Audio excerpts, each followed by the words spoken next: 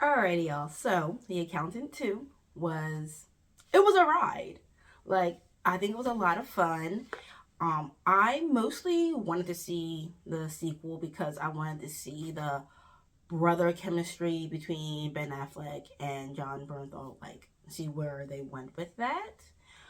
Um, Now, whether you're an adult or a little kid, when you are a little sibling, your goal in life is to annoy your older sibling all day, no matter how serious the situation is or whatever. You're going to make fun of them. You're going to make fun of the way they talk. You're going to make fun of the way they walk, and then your feelings going to be hurt because you were like, why don't you love me?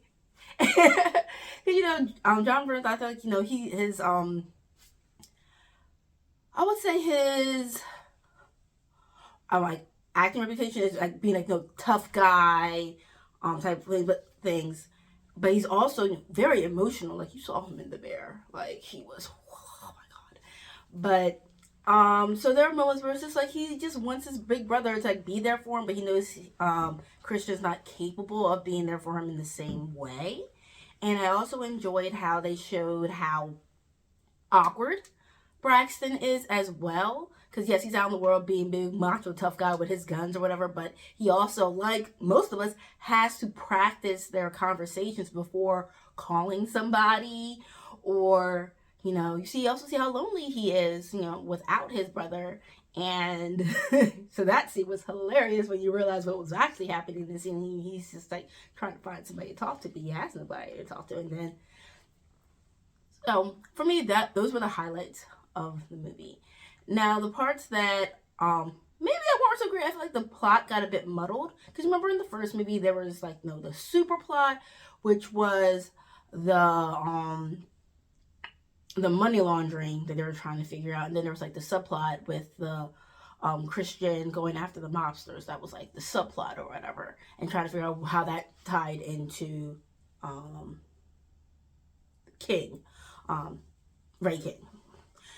So in this one, I feel like there's too many subplots. There's like the super plot figuring out who killed Ray, and then there's like the plot of his last case, and then the plot within that plot of Ray's last case, and then there's this other thing that you can stop here because I said go watch this movie. The movie is fun. Go see it. But I wonder if you want to pause or stop watching because there's going to be a part two potentially.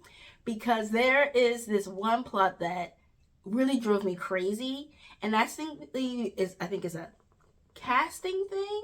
Because I think if I had realized what was happening or who this person was, who the actor was, I would have clocked that plot twist like at the very beginning. So if you're going to continue watching, yay! If not, I'll see you in a bit.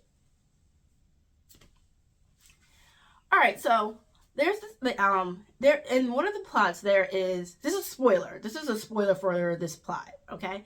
So there is the character named Edith, who Ray King was trying to find, right? She was in this accident, and you find out that she had some like reconstructive surgery, or trying to figure out who she is now. And it turns out she is the super assassin person who is trying to kill Mary Beth and all this everything, right? But for me, this actress Danielle Pineda, I always thought this actress was Filipino. Always, she's phenotypically gay Filipino to me, or Filipina. And apparently I'm wrong. She is of Mexican descent. But me not having that knowledge before seeing this movie, I was super confused as to how the character Edith, who is a Chilean character, how she became Asian. Because to me, again, like I said, Danielle Pineda to me looked Filipino.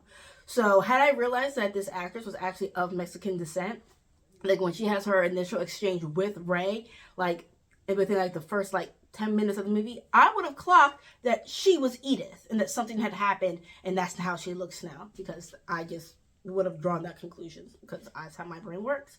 And And so, yeah, I spent the entire movie like super annoyed when the reveal happens because I'm just like, how did this Chilean woman become this Asian woman? That makes no sense. Who are they trying to fool? No, I was really annoyed and mad. And then so when I looked up this actress, because I've seen her before in other things, and then the other things I've seen her in, I always thought she was Filipina. Because that's what she looked like to me. And I just like, oh, that's my bad. That is on me. So, yeah. So if you've continued watching to hear my, my brain rant on how I missed a plot point because an assumption I made about somebody's ethnicity, thank you for sticking with me. And yeah. All right, y'all. Thank you for watching. You don't have to be perfect to be amazing.